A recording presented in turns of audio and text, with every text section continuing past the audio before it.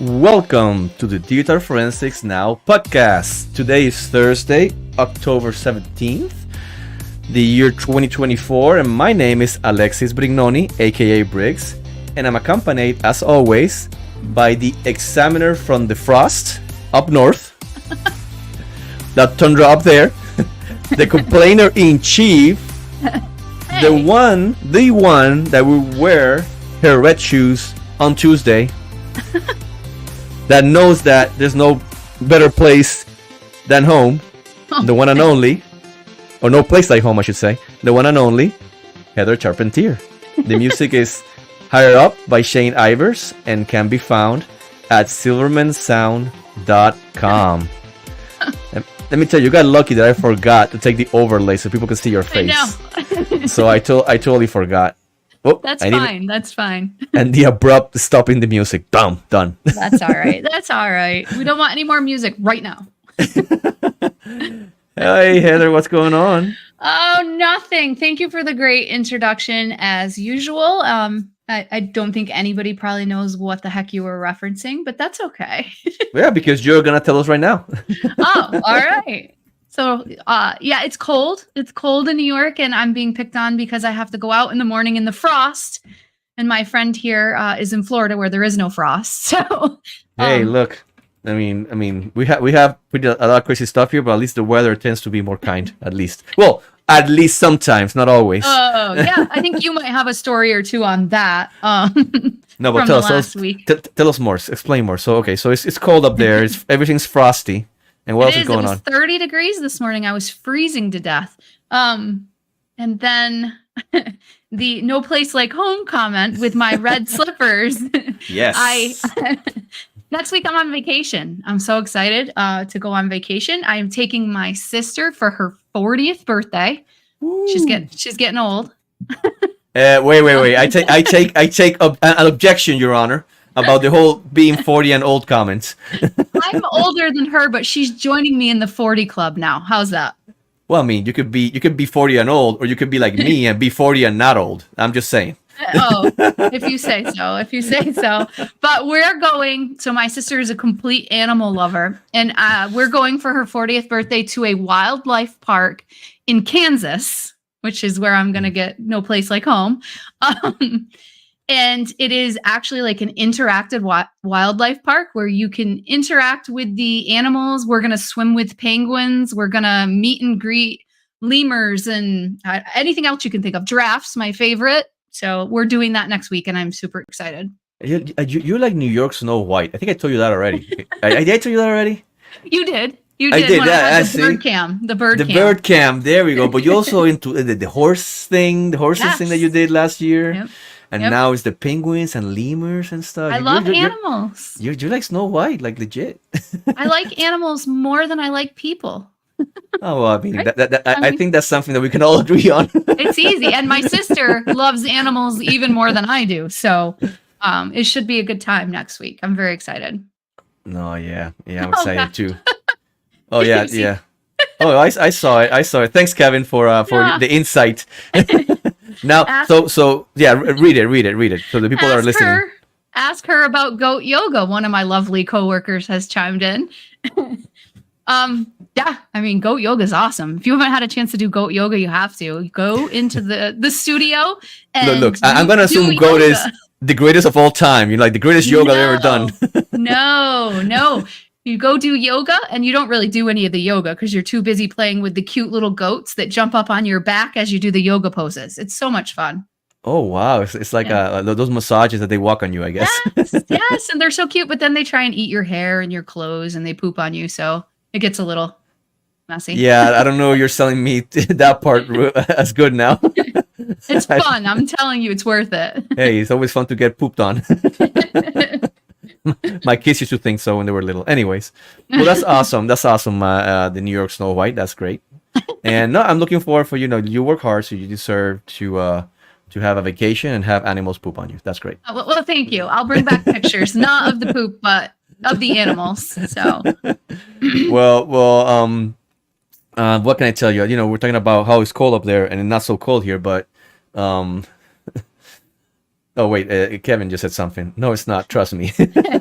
I guess Kevin has had some experience with that with the kids, Yeah. and he's having all that parenting experience. Oh, this is great. We're definitely bonding over that. No, but no, Kevin was saying that he'll take the snow and ice over hurricanes, and that's I don't know about that. I guess it's about taste. No, now guys, a little serious. Look, we had a hurricane in Florida last week. Milton, as most people watching the news, and it was serious for the West Coast, for Tampa, a lot of flooding, a lot of so it was serious. I won't deny that, and that's not something to make fun of, right? So there's some risk to living here, but there's risk to living everywhere. If you're in San Francisco, but in California, you might get earthquakes. In some other parts in the mountains, you might get wildfires. So there's always risk wherever you live, but I guess you pick the risk that you're gonna willing to take on, right? So I'm okay with the hurricanes. We got lucky here in Orlando last week. There was my opinion again is from being up in kind of Seminole County, which is kind of north of Orlando. We only got like some wind, some rain, but it wasn't as bad. Like Ian a couple of years ago, I felt it here to be worse, like more wind and more rain. That's just me here. Yeah. So I didn't even lose power. I had like the lights flickered across the night like 4 or 5 times, and thankfully nothing got fried with the flickering. That's good. That's good. Yeah, but we didn't lose power, so I didn't get to use my generator. I get excited, the whole brrr thing. But hey, look, Andrea is in the chat. Yeah. Hello. She's awesome. Good to see you here.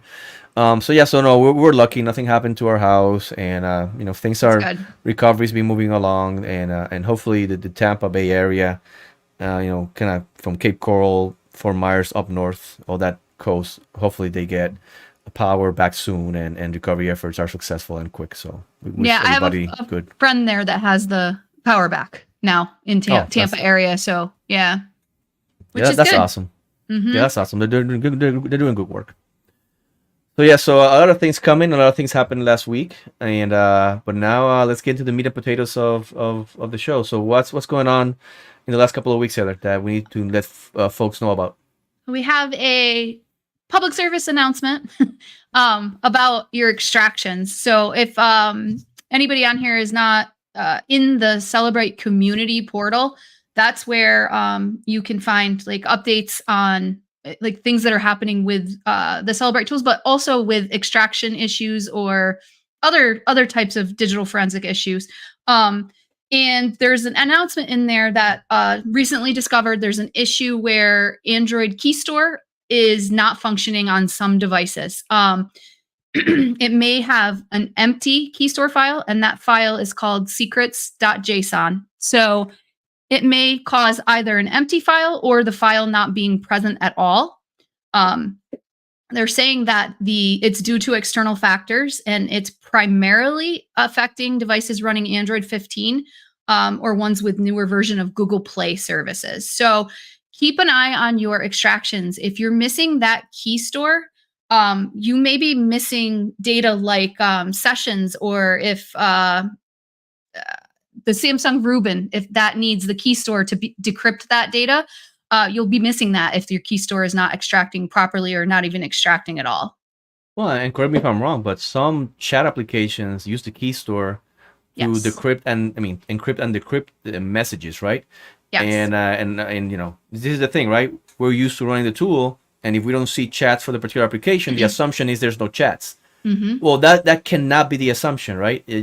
You need to at least give it a quick look. And we discussed previously in other shows, and we need to do it again for this, for next year, a methodology on what you should do when you work on phones, right? And one of the things that I suggest folks do is try to at least ascertain what has been parsed versus what hasn't been parsed. Right. And because the tool won't tell you, the tool tells you what it got. It's not going to tell you what it didn't get, even though it's there. It's not going to tell you that. So I'm going to make one up. Not make one up. Let's say Signal. Let's assume Signal uses the key store, for example, right?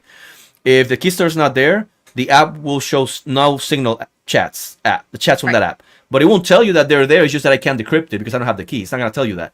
And that's important because let's say this issue happens in your case and there's some chatting applications that are encrypted. You don't have the key store. You cannot get to them. But let's say there's a patch later or something, the tool gets updated, that they're able to get it later. If you don't take note of that, you won't have the knowledge to go and maybe re-image that again or pull the key store out when there's support for it, right? Right. So you have to be really aware of what the tool, not only what it's showing you, but also what the tool is not showing you. And this is one good example of why we need to do this.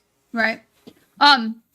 Celebrate put out in their announcement too that they're working on a solution currently for this. So hopefully other vendors are as well. Other vendors that extract data. And their suggestion is if these applications are relevant to your case, right? So if you're looking for that Samsung Rubin data or sessions or whatever may not have decrypted, hold on to it. When that that fix comes out, you'll have to re-extract it for that data. Yeah, exactly. And that's the whole point. If you don't know that there's stuff Yes. that was left over, how will you know you need to re-extract it when the solution comes? And again, that speaks to take some time to understand what's happening with your tools, how your devices work. Because most examiners, I'll be straight, they'll just go and parse it. Here's what I got. Were there any signal messages? Let me see. Do I see signal here? No, there's none. No, there they are. It's just that they weren't decrypted. So Right. You gotta be really careful there. Yeah, definitely. And- I would say too, look, I mean, depending on what tool you're using, look in the log files or specifically to PA, because I use Celebrate tools a lot, Yeah. that trace window. You can look in the trace window, and if it's not decrypting something because it can't find the key store or doesn't have the key store, it'll say it right in that trace window. The trace window. Yeah. I don't remember exactly what it says, but it literally tells you that it can't decrypt this database because it doesn't have the keys. So Whenever I use PA to do anything, the trace window is always open. Yes. That's just I cannot use it without that thing being open. Period. Yeah, I agree. That's just how it is. And even the tooling that I kind of lead on with the leaps and stuff, that's why we put those errors in front as it's processing, because I believe we need those to make sure that we can follow up then on things. And quick related point, right? And that's fine to have the trace window, and that will show you if there's a problem with things that the tool is supposed to get, right? But it's not going to show you a problem with something the tool doesn't know how to get because it's invisible to the tool, right? So that's why it's still, and I mean, of course, do what we do. Use the trace window for sure, but always take a few minutes. It's not long. If it's an Android device, go to the data folder if you have a full file system extraction on Android and browse quickly all the directories there. Those directories are reverse URL bundle names, like I'm going to make one up, com.signal, whatever, right? And you can tell usually what it is. So at least you can look and visually check just in case. Right. Because if it's not parsed by the tool, it's not going to show it on the trace window. Also look at the artifacts that the of installed apps that the tooling provides you. But still, I always like to look at it myself. Like, I don't like trusting the tool just showing me what's installed. I'm going to look myself, right? Yes. In iLeap, what I like to do is I either run the application.statedb parsers for that. And long story short, what application state.db does is it correlates the apps that are installed and where they are in your device. All right. And I also run in iLeap, the tooling that we all put together, one that looks for the some metadata plist in each app directory. Even if the app's deleted, that plist might be there as long as garbage collection hasn't started, right? And you get a list of all the apps that are installed and possibly apps that were uninstalled fairly recently, right? And I always do that because, and again, it only takes a few minutes. Sounds like a lot. It takes a few minutes because I want to have that knowledge to have a good situational awareness of the device I'm working on and what other work might be pending in the future. Does that make sense, Heather? Yeah, it definitely makes sense. And yeah, it's super quick to run the leaps for looking for that. Like, seconds. So yeah, and take the time for sure. And you look at the report and you quickly see the app, boom, boom, boom, boom, boom, boom, boom. And I have a couple of cases where I could show that an app was installed. The app was not there anymore, but the evidence that it was installed was there in that metadata plist, and it was really important for the case.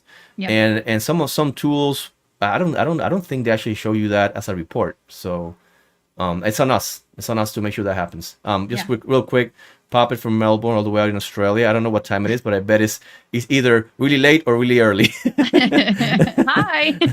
So thanks for hanging out with us at the opposite time that we have here. So Oh, New Zealand from New Wellington. That's Zealand. awesome. Nice. One of my favorite places in the world is New Zealand. And it was a struggle to get there. It's not New Zealanders' fault. It's fault of the United States aviation system and CrowdStrike. But one of my favorite places to be is New Zealand. So good to have you here. Yeah, definitely. I'm still jealous about your New Zealand trip, so we'll just leave that at that. Oh my goodness. Well, maybe in the future they have another event and we'll drag We'll you go. in. Yes, Yeah. yes. I'm in for next time. I'm going to force my way in. So, all right. So, Telegram updated. There's policy for Telegram that's been updated. I think it was on Luca Katanishi's LinkedIn that I first saw this. He shares some really good updates in the digital forensics community. So if you haven't connected with him on LinkedIn, make sure you do. But Telegram updated their policy to share IP addresses and phone numbers with authorities if there's sufficient evidence of involvement in criminal activities that violates the platform's terms of service. So I think that's kind of opposite of the way a few other platforms might be headed, but they are now alerting authorities if the terms have been violated. As always, none of the things that we say here represent our employers. We don't speak for them at all, and we are opining as another community member, right? That being said, I think it's pretty obvious that when the CEO gets arrested in France, that might spur some changes. Like, again, we don't know for a fact if that what spurred it, but I think it might be reasonable to assume that he's getting arrested in France. Couple things that make him look good coming up in these months, I think. Yeah. And Your Honor, look, we are totally compliant with the police officers now, you know? They do point out in their updated policy, though, that they are not sharing user messages with the authorities. So, I mean, IP address and phone numbers are what you're getting. Yeah, I mean, up front, I'm ignorant in how Telegram works on the back end, obviously. I haven't really done any research on it. But most chat providers, they're doing that now, right? They make sure the encryption is handled by the endpoints and not them. So then they can claim, hey, we don't know nothing about it. But at some point, one would assume that some sort of identifiers must exist. And in this case, it's pretty obvious that the IP address and phone numbers, which I believe are used to register. Now, does that mean that criminals are not going to try to do something else? Get behind VPNs, use SIM cards, the burners, for sure, right? But just even having that data, even if it's faked or not, or faked or whatever, might lead to further investigation. So, I mean, there's the balancing between privacy and the responsibilities we have, as citizens and as law enforcement to protect, law-abiding folks. Is something that we'll keep, kind of going back and forth on. But I think it's a good thing, and it's a positive development. Telegram's a really popular worldwide chatting application, among other things. So this is a good development. Real quick. Jessica is heading over to Australia. Jessica, hi, good friend of the podcast. So can I go with you? I bet she's staying up late so she can start getting into the time zone over there, right? Yeah. And both Dissel, who was in my class. So thank you for being there. Again, I'm happy that it was of use, the class that I gave on mobile forensics. Not me. Well, me, yes, but also two more instructors. Right. And it was a great event. So thank you for being there as well and paying attention to my blathering. Awesome. There was also a recent posting. I always see everything on LinkedIn. But posting by MSAB, they have XRY is their tool. They have an early release for what's a tool called RAM Analyzer. We've talked about RAM on a previous episode. I think it was one of our really early episodes where XRY actually has the capability of pulling RAM from certain devices. And they're planning on having the capability for additional in the future. But the new tool developed to help you analyze and make sense of RAM dumps for mobile devices. It is specific to XRY Pro users. So you'll have to be a Pro user to do that. And I have to share the picture they used with their announcement because I think it's funny.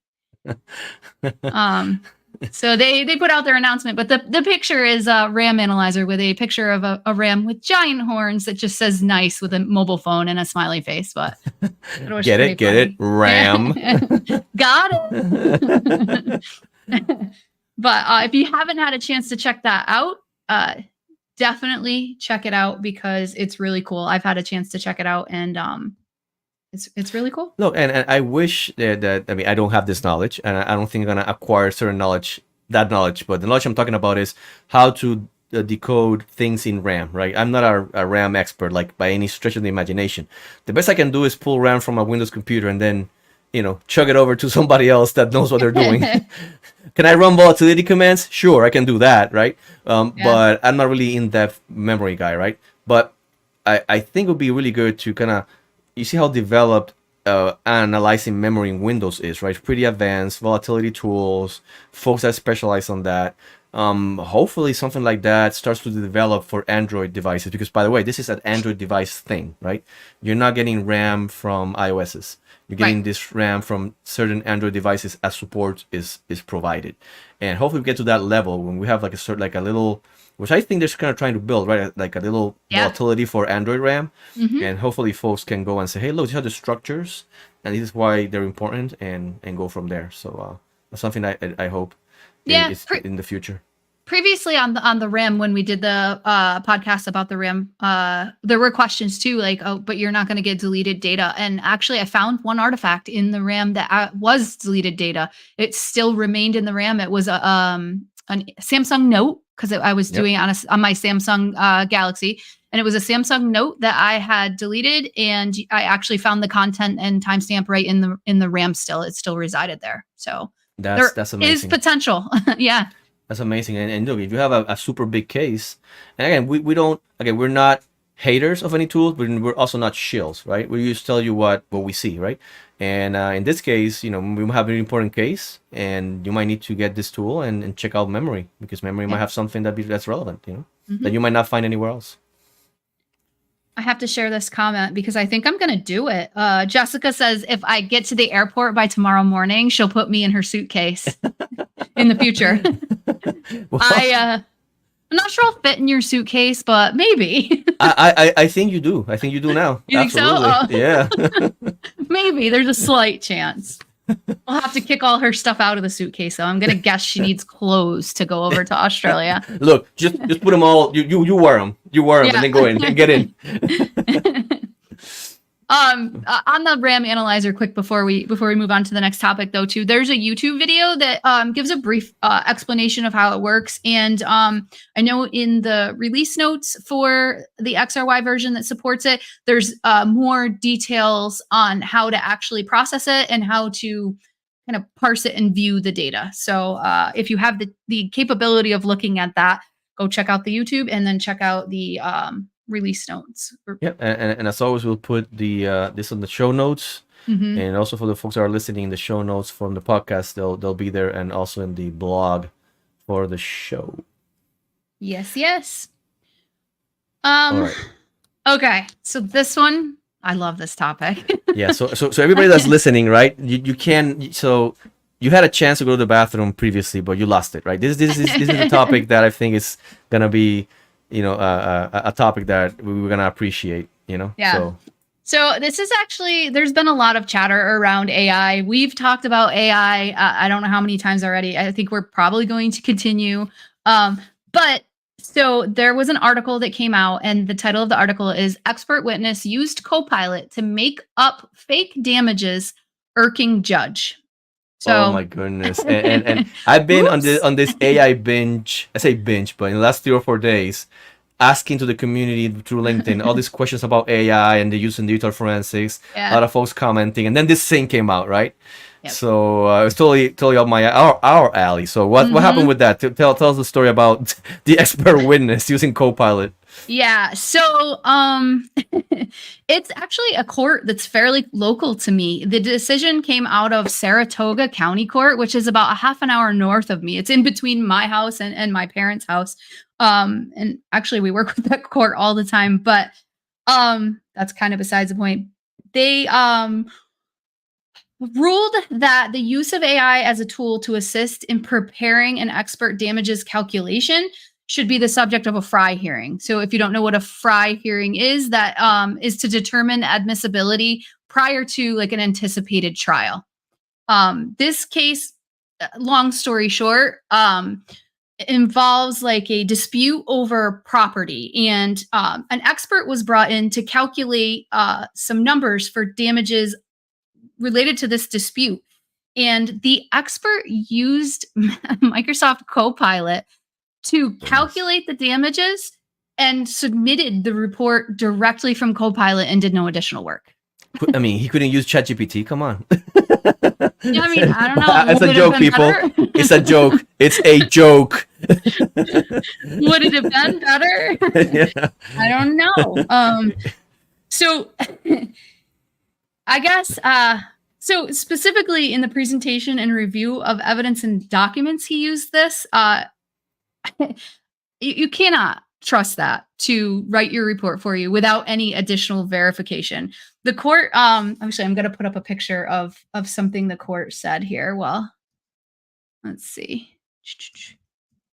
And I'll read it to everybody. But, Yes, so hold on. The court, so perhaps the Sun's legal team wasn't aware of how big a role Copilot played. Schaff, who is the judge, noted that Ranson, who is the expert, couldn't recall what prompts he used to arrive at his damages estimate.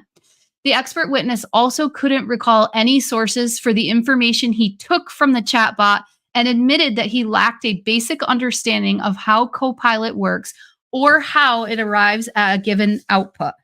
Wow. Yeah. No, and it gets better, right? Yeah. So, I mean, But wait, there's more. This is awful in itself. But apparently, according to one of the articles we read on this, the court entered some prompts into Microsoft Copilot to kind of like do some testing of their own. One of the prompts they entered is, can you calculate the value of $250,000 invested in the Vanguard Balanced Index Fund from certain dates? It returns a value, right? So then they ask the question again, just in a different way. Same query, but a different way. And they used a different computer. I'm not sure if that would have mattered or not, but it returned a completely different number with this basically this same question. I mean, these two numbers were shown to be close to what the expert had in his report, but they weren't the same. Like, they're different. Define close, right? Yeah. No, and for people to understand, when it says the court did this, like, it's the judge, right? The judge, I guess, whipped out a laptop or a computer and went, you know what? I'm gonna do this myself. And they just started, clicking at the thing. Are you kidding me? Like, I would, like, if I'm this guy, I'm dead. I'm already dead. They can pronounce me dead on the spot. They can just don't call the ambulance. Just call the funerary carriage and just take me to where the dead people go. I don't even know how it's named in English. But are you kidding me? Yeah. Oh my gosh, that's crazy. The fact that there's any variation in the number it'll calculate with the same type of question or the same data posed in maybe a little bit slightly different question. I mean, I can't stop using this for court, people, if you are. Well, I want to say so many things at the same time. Can I, Heather? Can I say a few things? Go. Okay. So there's the thing, right? We're at the point. There's a thing you can say, and actually, Brett is on the chat, and Brett is another friend of the show. And not everybody's a friend of the show. These are really special people, right? And I'm gonna read his comment, right? Some use AI to streamline their investigations, create creative insights, and then validate everything AI suggested. Others use AI because they're lazy, right? Yeah. Now, that being said, let me make some comments on that. I'm going to leave Brett's comment there because this is that something Brett and me been talking in LinkedIn and some other people, right? I'm thinking about a couple of things, right? Yes, you can use AI to streamline investigations, but at some point, are you? Because if you cannot trust a single thing the AI says because there's randomness built into the AI, that's what the AI is. What makes it generative is a bit of randomness, and in our scientific neck of the woods, we don't want randomness. We want repeatability, right? We want things to be repeated. We want to know inputs and expect outputs. And like the judge did, the judge asked the question, and the ChatGPT, but Copilot or whatever the AI was, gave you different answers, right? That's tough because at some point, if this is a small data set, you can say, okay, I can check a small data set. But what if the data set is large enough that the generative AI gives you all these sorts of outputs, right? Is it really worthwhile for me to go through the AI if I had to verify every single thing? Because there's no validation of the tool, right? The process itself, it's a black box that's unknowable to me. So then what, right? I cannot guarantee that I can verify the inputs with the outputs, especially when I don't know what the inputs might be, right? Because I'm doing it through the lens of the AI, right? And I'm still on the fence. Jessica's doing a great comment. We're going into that, Jessica. I'm still on this, and look, I don't have a solid opinion on AI one way or another, like as a concept, because I see a lot of utility. I'm actually making a presentation for ECPI College by next month about AI and some things to consider, both pros and cons for digital forensics. So I'm working on that presentation right now, and I'm still working through those things in my mind, because do I really want to go with AI to the court? Because let's think about a couple of things, right? When you go with your process to court, right? Before you get there, Heather, is that something, do I hide the ball and keep it to myself and just spring it on people in court? How's that work, Heather? What do you have to do first? Yeah, no, you can't just spring it on people. No, I mean, you have to go as a process called discovery. Yeah. And you need to provide it to the other side. And I say other side, it could be the defense, it could be prosecution, it could be two parties in a civil case. So the question is, well, I tell them I use AI. And then on me on the other side, I'm going to ask, well, what prompts did you use? Mm-hmm. What were the responses? What responses did you consider relevant, and which ones you didn't, and why? So you validated a few of those. What tells me, guarantees me that the use of this tool, your validation was properly done, considering that the tool gives you wrong things. Let's go even further, right? With enough big of a data set, the tool will make some interpretations, because that's the whole talking to it, right? The tool has to interpret dumbly, and I say dumbly because recently there's certain research done that LLMs, generative AI, they don't think like people think. They're really dumb at math and other things, because it's not really thinking as we think. They seem like they're thinking, but they're not, right? So the system will try to understand in their own way what you're trying to say, and we'll respond to that. And not everything is black and white. Some things are based on interpretation of, and then you say, well, I'll check it. Well, how much are you gonna check? And I'll even say more. Right now, people don't want to look for unparsed apps on phones. They don't want to do it. They say the tool does it, and if the tool didn't do it, then it's not important.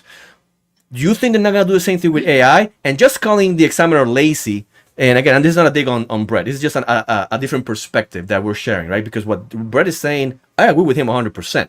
100%. He's actually correct. I'm just providing another perspective on top of that, right? If I just tell them that they're lazy, which they are, by the way, that does not solve the problem, because people, the tool will provide them that, and they will do it. They will just copy paste it out because the tool gave it to them. And tool vendors are really focused on tool capabilities, and they're never focused on tool limitations, or they just do enough to say that they do, right? Am I lying here, Heather? Am I you're off base? Not lying. You're not lying at all. Just to go back to your discovery comment too, though, like if you're not documenting the prompts that you're putting in, keeping notes on that, and submitting it for discovery, that's going to be a violation of discovery. I can see that being thrown right out completely. All of the work that you've worked on. No, absolutely. And look, do we use black boxes already? For sure. There's a lot of proprietary data on how the tools work, right? But the fact that the tools, there's some sort of validation of that process from the vendor side, and then for your side as an examiner, at least you can say, look, I expect when I put bananas and strawberries and peaches on this thing, I expect a fruit salad on the other side. You know, and I seen that repeated enough times that I know it's gonna happen. Therefore, when I put other fruits that are unknown to me, if I see a fruit salad, it's because the inputs are fruits, right? Can I do with that with AI? Is there a process to do that? And maybe there is. I'm ignorant, right? But I don't think we can compare it, make a one-to-one comparison to our verification and validation processes in current tools, and then export that like that completely, and then say it applies to AI. Yeah. And I'm having some conversations with people way more smarter than me, like, for example, like Jessica Hyde, that, because that's, I mean, she has this deep knowledge on how some of this AI stuff works. Oh, yeah. And I've been so happy that she has some time to speak to me on it, that, and having, I don't understand it yet, but the fact that there's other ways of validating and verification processes that need to be applied to these systems, and I don't think we are really doing that as a field. And that's why we're having all these troubles and problems when we try to bring it into court, and all this nonsense happens, right? Let's I mean, before I say I get on my horse, do you have something else on that particular topic? Because I want to read some of the comments from the folks in the chat. So I just I want to continue on with a couple of more funny things that happened in this. Oh yeah, let's do it. This specific case. Yeah, let's do it. Let's do it. The court continued to ask questions to Copilot. One of the questions was, "Are you accurate?" Copilot generated the following answer: "I aim to be accurate within the data I've been trained on and the information I can find for you. That said, my accuracy is only as good as my sources. So for critical matters, it's always wise to verify." The court followed up with a similar question. Instead of "Are you accurate?" it asked, "Are you reliable?"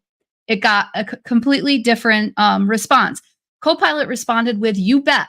When it comes to providing information and engaging in conversation, I do my best to be as reliable as possible. However, I'm also programmed to advise checking with experts for critical issues. Always good to have a second opinion." And then there was one more that I highlighted, additional follow-up question that asks, "Are your calculations reliable enough for use in court?" When asked, Copilot responded with, "When it comes to legal matters, any calculations or data need to meet strict standards. I can provide accurate info, but it should always be verified by experts and accompanied by professional evaluations before being used in court." Yeah, I mean, the AI is more aware of the limitations. Yeah, it's more aware than some of the experts that use it. Right. That's Definitely. insane. Definitely. But I find the difference in answers between "Are you accurate?" and "Are you reliable?" Like, I mean, I feel like it should return the same answer on that, but it was similar, I guess. No, but I mean, it's not the best analogy, but LLM, what they do is, like, imagine a train, right? And there is no train tracks, right? The train is going at full speed, and it's pulling. The train is putting a train track in front of the next one as it's going, really fast. That's what LLMs do, right? Yeah. It kind of builds the train track as the train is moving, right? Or it's building the plane as the plane is flying, and based on background of information of what flying should be and how you should fly, or how the train works, right? Which leads to the point that Jessica made in the chat a second ago. She says that I'm sorry, I put not the right comment. Hold on. She says validation, the results don't remove the bias, right? Because you only show affirmative responses. And I want to unpack that real quick from what I understand of what she said, right? First of all, how are these systems trained? Where the data came from, right? Does the data okay, wait. Oh, stop the presses. Can you put your mug up to the screen again so we can bask in the glory of your cup, of your mug? I just wanted to drink. We need to show your mug. Your mug says "Protect, attack, take naps." It has baby Yoda, Grogu, in her big cup. So it is a big cup. Yeah, we need to mention that. It's bigger than your face. It's great. All right. Thank you. Thank you for pointing that out. Back to my rant. Okay. So how are these systems trained? Based on what data, right? If you give it data in regards to from a particular segment of the population, that means that other segments of the population are not represented in the data set, and you're gonna get really problematic results from it, right? And especially if you're only focusing on the answers that you care about. What about the one that you don't, right? Well, this one works for me. Well, there's that bias that's built in of the data set that was tested with. You don't even see it, right? And that's another big issue that we need to talk about, right? And that's not even talking about saying, okay, the LLM was trained with data from the internet, right? But some of that data, they took it without the owner's permission. Yes. Okay, so imagine this. This is my analogy, right? Imagine I go to court and I use all these expensive tools, but I did not pay for them. I pirated them, or I pirated my Office on my Windows copy that I did my examination on, right? And the defense get a hold of that. What do you think is gonna happen? You know what? I might get prosecuted for it, right? Like, we expect to do legal work in a legal way, right? So what happens with some of these LLMs are fed in a way that's not transparent, in a way that's obscure, or not even respecting the rights of the creators of the original content, right? How's that bad apple, that poison apple, filter down to my case? If my case is built on an LLM that uses data. And I'm saying that because I don't know. I don't have the answer. I need some legal minds to start thinking about those things, right? Because we're tasking the AI based on knowledge that it shouldn't have. Even more so, let's about knowledge that we shouldn't have. Let's say I ask the AI to look evidence for a particular crime, and the AI says, yeah, there's evidence for this crime, and also adjunct to it that there's other crimes. Did I have search warrant authorization to look for other You- crimes? And the AI did it. It wasn't me. It was the AI. I didn't tell him to do that, right? That'll be a defense, guaranteed. So yeah. So how do then the question is, how do we put some safeguards that are in the code automated for the systems? How do we validate in a way that's actually representative of how AI works? That we're not trying to copy a system that works for our forensic tools that are pretty static, that they take data structures, they go about and parse them out, and then you make the interpretation. When you put this filter with the AI, kind of giving you a few interpretations before you make the final decision, how do we validate and verify that data in a way that's scientific and presentable at court, right? Right. We always laugh about look at the expert, he put it without checking, ha ha ha. Let me tell you, I believe, I might be wrong, I hope I'm wrong, but I believe there's a lot of issues that even if you do your best attempt of using these tools, you might get burned because these tools have not gone, I believe, enough to this process of testing in the sense of being used in the legal process, being used for casework, both civil and criminal. I don't think that tool's being applied enough in these fields of knowledge for us to kind of say, we know what the outcome of this situation is going to be. I don't think we're there yet. What do you think? They haven't been around long enough to work out all the bugs, definitely. Yeah. We haven't even Absolutely. discovered half of the bugs that are going to be discovered in the future. So now, yeah.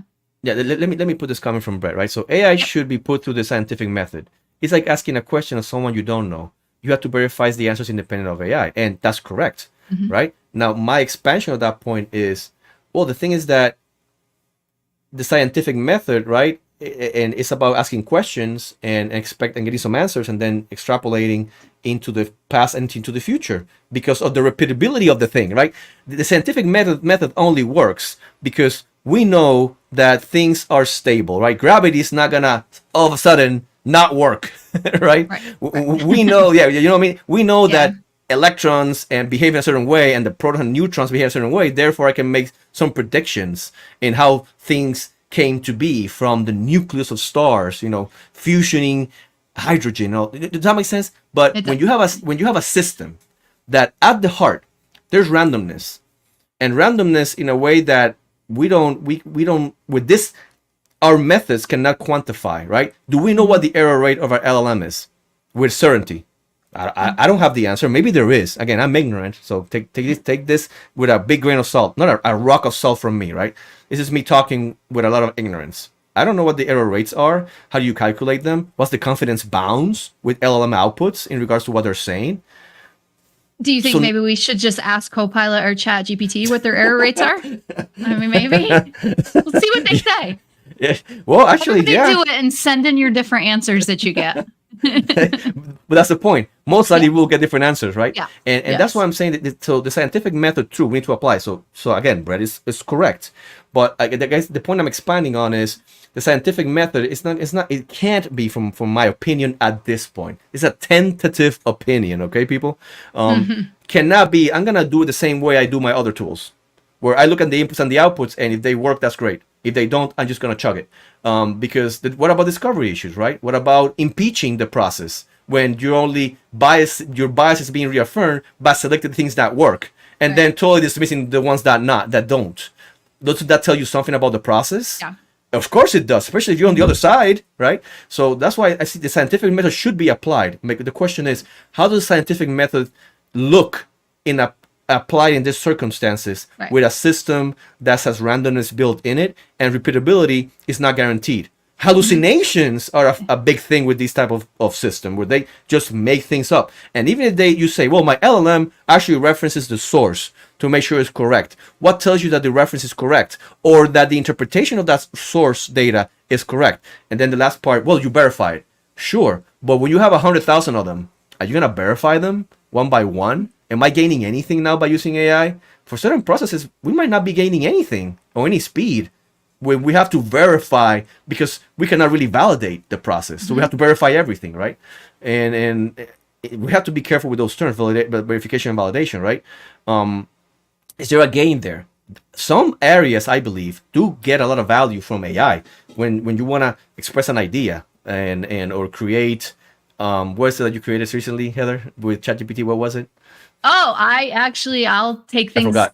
and summarize them. I'll put like Yeah. something I want to summarize in like bullet points. I just did it for a PowerPoint presentation I'm working on. I'm like, I know what I want to say. And honestly, sometimes it just makes what I've already created sound a little better. So I'll use it to make things sound better. Yeah. Yeah, I mean, and I see Change my value on wording. that.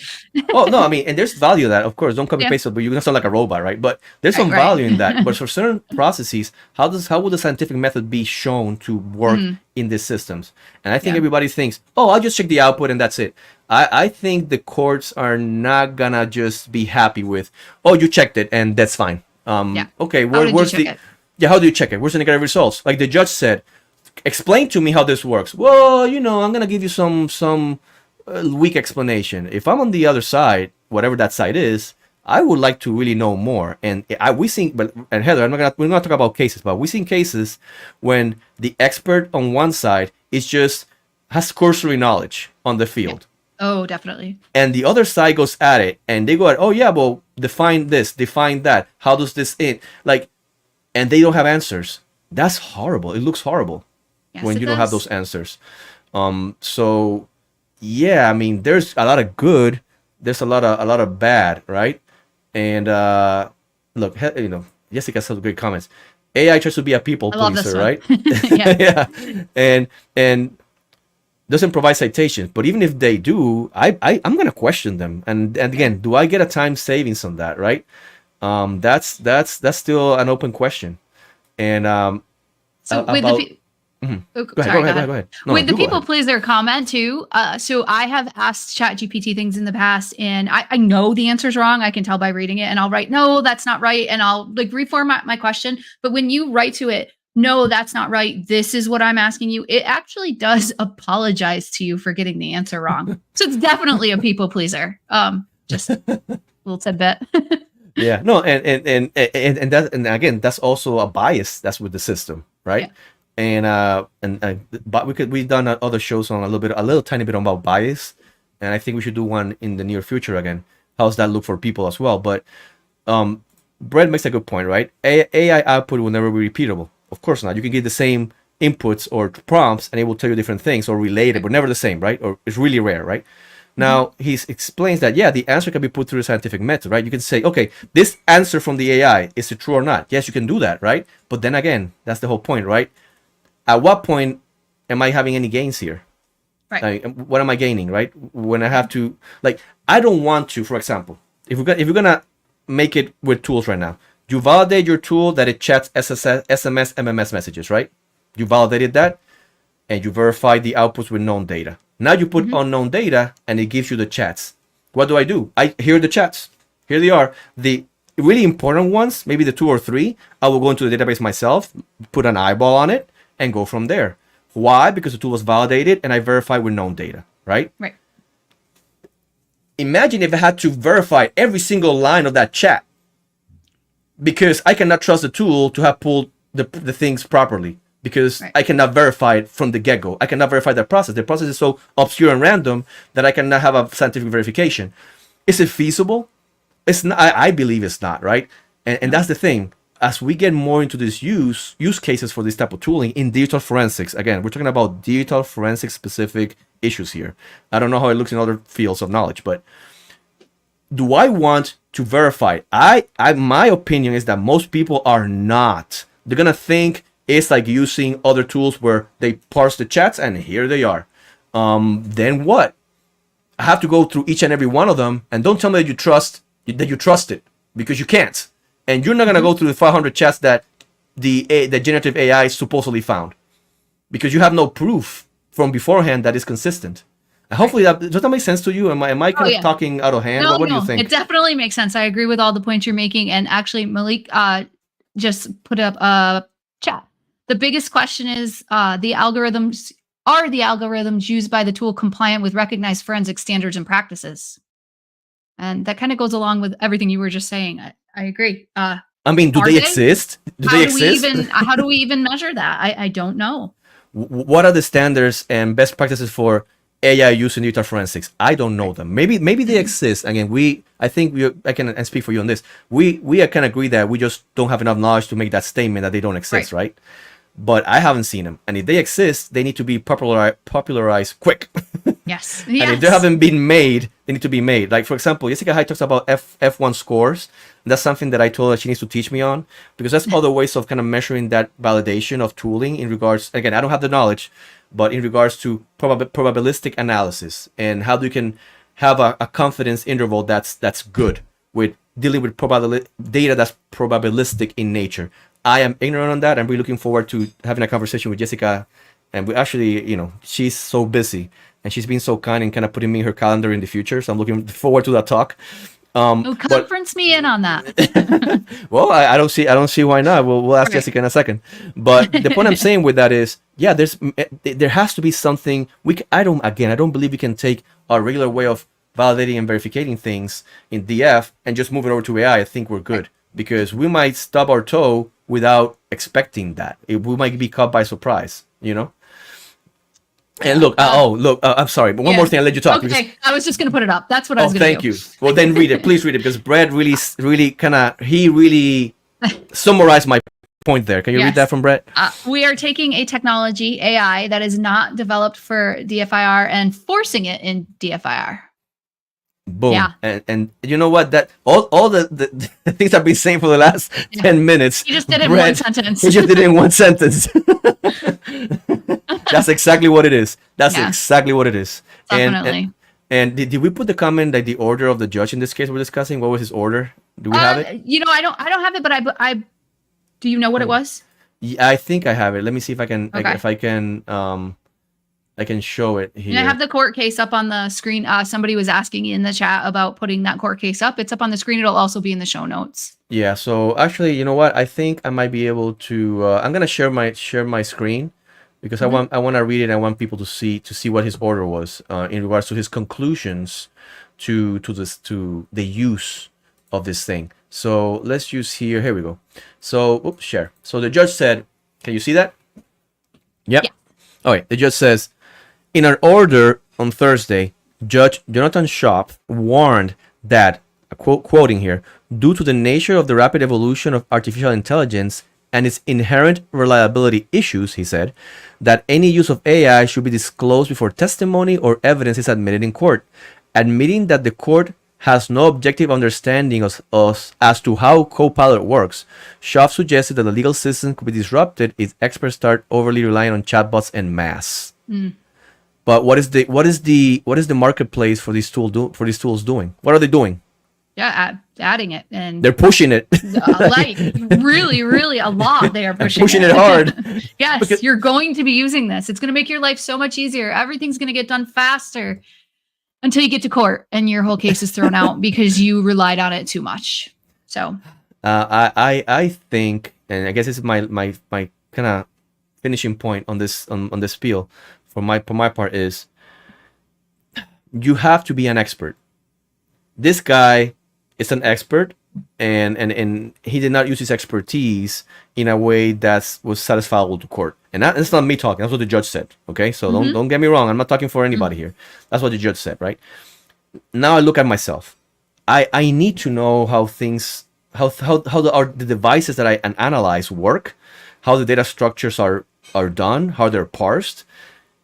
And then, maybe then, I can look at ChatGPT, but AI or LLMs as something that might help me in some way.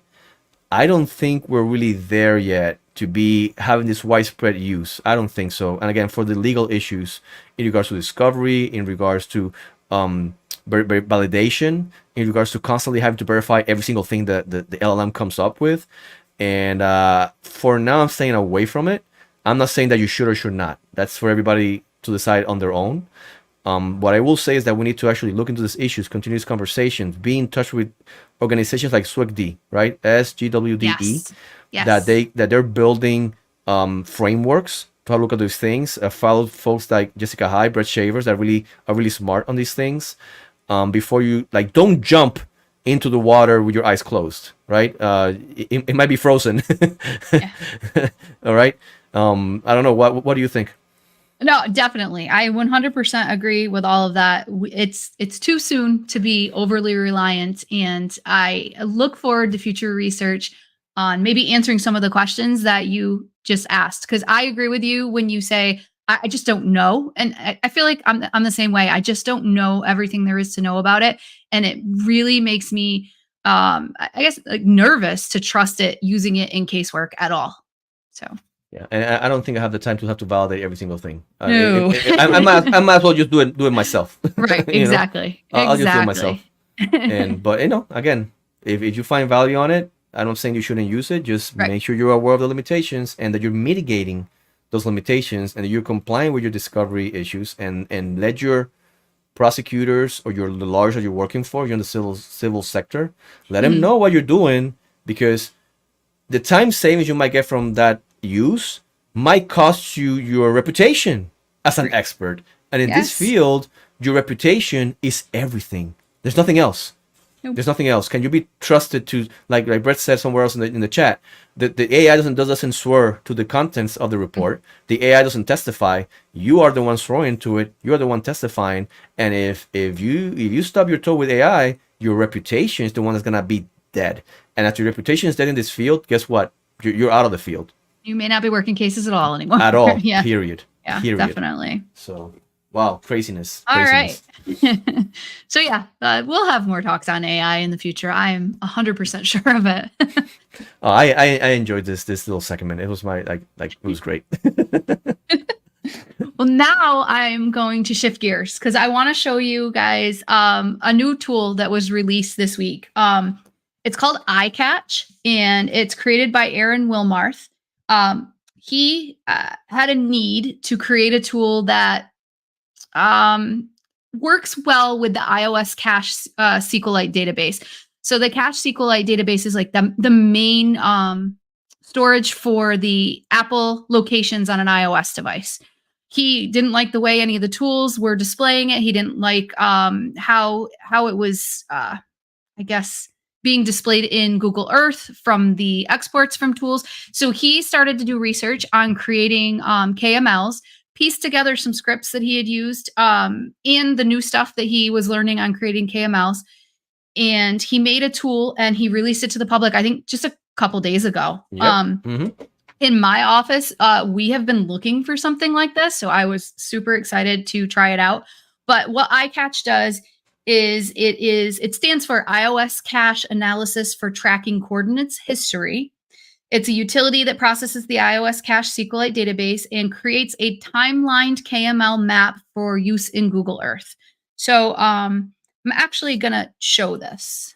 And just a quick side note here: if you're not familiar with the cache SQLite, that's one of the premier databases in iOS devices in regard to geolocations. It's really accurate. It has a whole bunch of good data there. And if you're working a phone, an iOS device, and you haven't looked at that database, you're missing out. You have to process those. Yes. So I have up on the screen the GUI, the interface. It's you just have to do one line of script to install requirements to run this, but there's an executable already compiled for you. So that's what I'm showing on the screen. On the screen, you'll put in your case details. So I just kind of pre-filled this out. I have New York State Police. I did examiner Heather, the case number 12345, device info. I put iPhone 7. Then what the tool is looking for is it wants the database path. So you'll be exporting your cache.SQLite database out of your extracted data and pointing this tool directly at the cache SQLite. And then you just choose an output location for the different file formats that it creates, which it will generate a log file based off of the tool processing. It generates a CSV file with the information contained from the cache SQLite and the KMZ file for ingestion into Google Earth. On the interface, you can choose which icon color you want. There's red, green, blue, yellow, and purple currently. I'm just going to leave it red as the default. And then there's a date time filter. With the cache SQLite, if you're not familiar with it, it stores thousands, tens of thousands of data points, and they're very rapid fire. I'm going to limit this just to 1 hour, and it still is a ton of data points. If you try and point this at the entire cache SQLite and create your KMZ, you're going to crash Google Earth. So just an FYI. If unless you have some industry, like, strong mapping application like that. But it's not gonna work. You have to limit those timestamps for sure. So I used Josh Hickman's iOS 17 image. Thank you, Josh. Love that was available to use. And I just narrowed it to a date and time that I knew he had location data for. So July 24th from 11 a.m. to 12. Then you just click generate outputs. Once you click generate outputs, as soon as it is done, a box pops up and says, you can't see it, but a box pops up and says, CSV, KMZ, and log generated successfully. Do you want to open the directory? So I'm going to open the directory and let me share that screen. So what you get, you see here in my directory, the log file related to the process, the CSV that contains like the timestamp, the latitude, the longitude, the accuracy. And then you have the KMZ file that is ready to go in Google Earth. And I actually preloaded it, so I won't take too much time to share the screen here. Let's see. We're going to overtime, but it's totally worth it. So stay with us. So this is what it looks like mapped out. He has it set up so that each data point is identified by the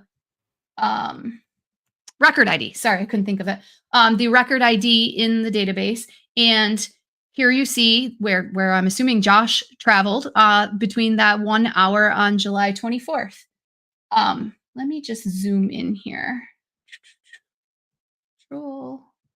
It worked. Good. Oh, it didn't work. All right. Well, I'm just going to tell you because over on the left-hand side, you'll see the actual record ID. And then above each record ID, there's another box that can be checked called accuracy for record and then whatever number it is. Aaron has in the KMZ file, if you check those accuracy checkboxes, it'll actually show you the circle of accuracy around each point. So I actually want to show that. I'm going to uncheck and just check all so that we have those accuracies. And then we'll just pick a random one and we'll zoom in on it. I'm actually going to stop this share and share it with the other option so you can see the writing as well. Please do. Yeah. I just chose window instead of entire screen. There we go. So on this particular point, if we continue to scroll in, you can see that GPS data point. And in the box, there's information about that record ID. So it's got my information that I put in about my case, the timestamp, which is in UTC, by the way. So that's something to take note of. And then latitude, longitude, and accuracy. For this particular point, the accuracy is 4 meters. So you can see that accuracy circle around the point. I'm just going to zoom in a little more here on the road. So I think this tool is pretty awesome.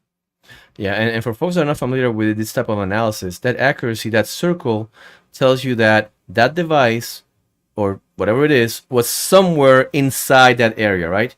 The larger the circle, well, the less accuracy you have, because now that device could have been somewhere in a big circle. But the smaller the circle, the better it is for you to say, look, we're pretty confident it was here or not there, you know? Yes.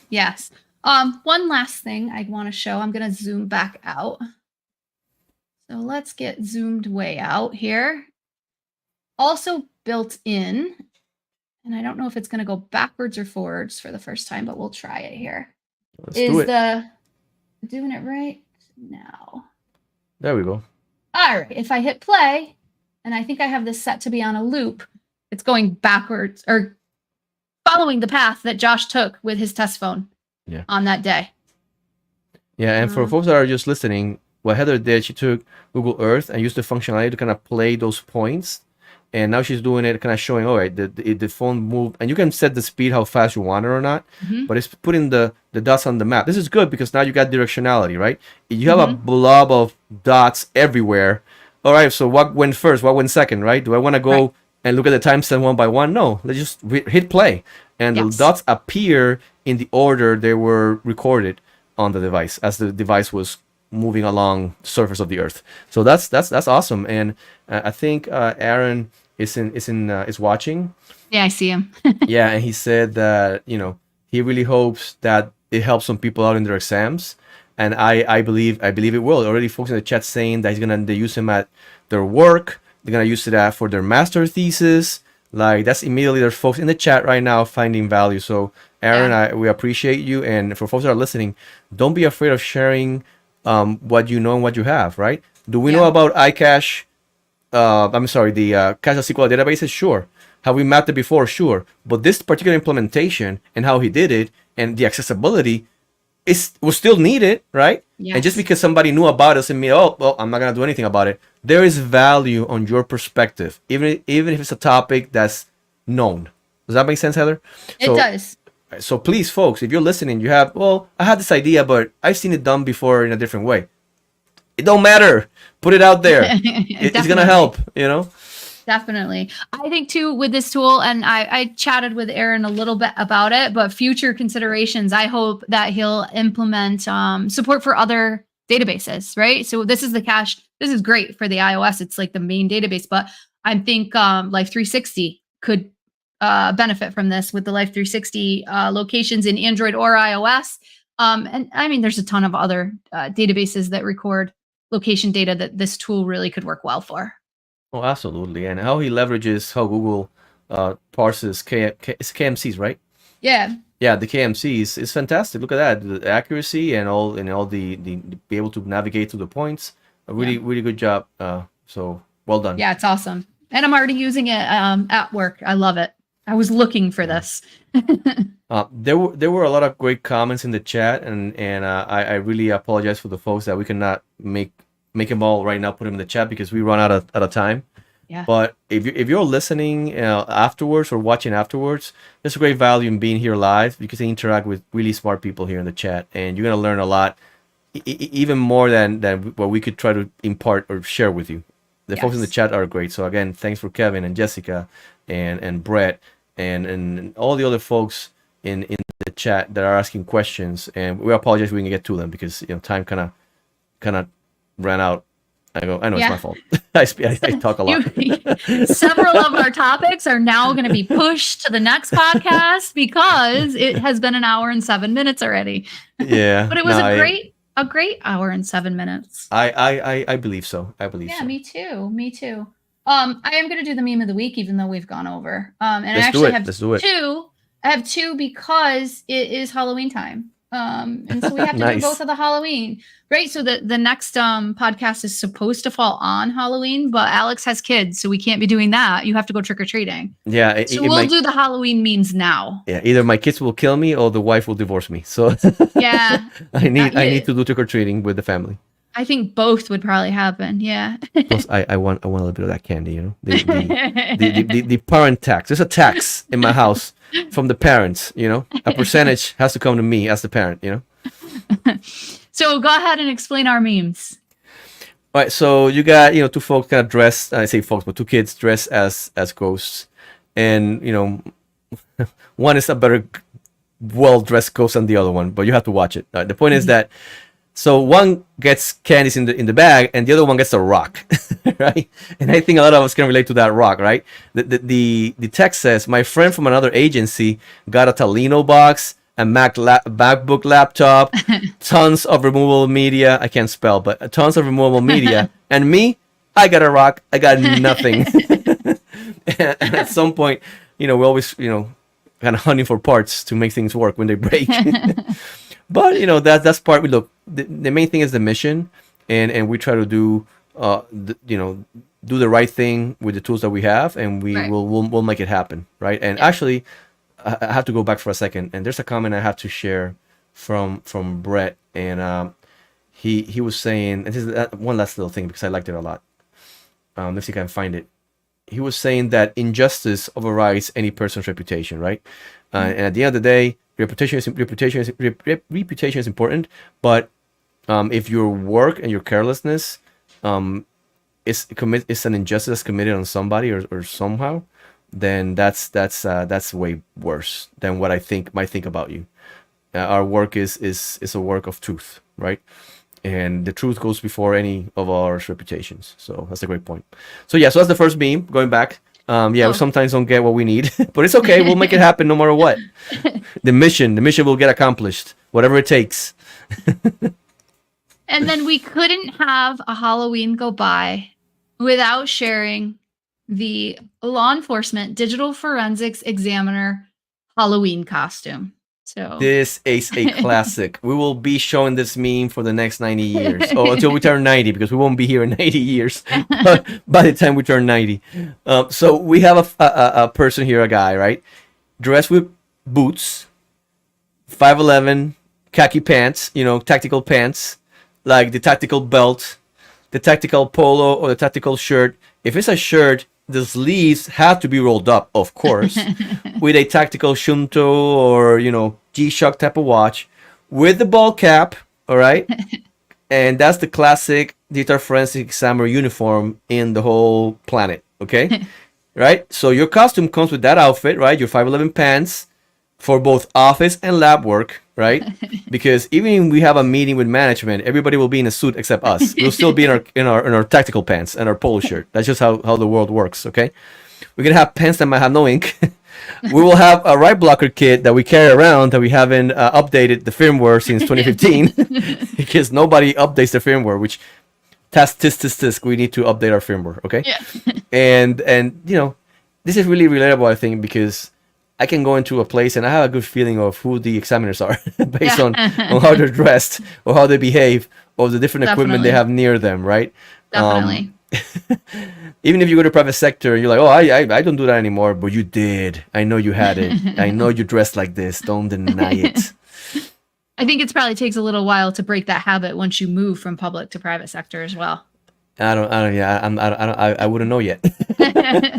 I do wear a lot of polo shirts, but they're all from well, yeah, I mean, I hope. I'm wearing polo shirts from a bunch of conferences because, they're free and they're great, right? So I wear those.